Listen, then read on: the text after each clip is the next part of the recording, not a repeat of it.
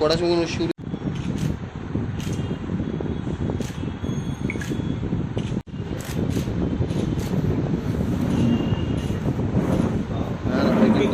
তারিখ আমরা একটা বাংলাদেশি সুমন, যার বাড়ি নারায়ণগঞ্জ বাংলাদেশ, তাকে আমরা লঙ্কামোড়া থেকে অ্যারেস্ট করেছিলাম এবং তার বিরুদ্ধে একটা আমরা স্পেসিফিক মামলা নিয়েছি, যার নম্বর 103/2024 under section 61 clause 2 249B 143 clause 3 of BNS 14 clause A clause C foreigner act and 3 of passport অ্যাক্টে আমরা একটা মামলা নিয়েছি এবং সুমনকে আমরা আদালতে প্রেরণ করে পুলিশ রিমান্ডে এনে জিজ্ঞাসাবাদে আমরা আরও কিছু নাম পেয়েছি, রফিক শেখ এবং আজিম উদ্দিন।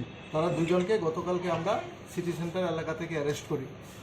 তার বক্তব্য অনুযায়ী তারা কিছুদিন আগে বাংলাদেশ থেকে অবৈধভাবে ভারতে প্রবেশ করেছিল সোনামুড়া দিয়ে এবং আগরতলা তার আশপাশ এলাকাতেই তারা ছিল এবং গতকালকে তাদের রিমান্ডের এপি সুমনের বক্তব্য অনুযায়ী, কনফেশনাল স্টেটমেন্ট অনুযায়ী আমরা দুজনকে অ্যারেস্ট করেছি এবং আজকে তাদেরকে আমরা আদালতে প্রেরণ করব পুলিশ রিমান্ড চেয়ে।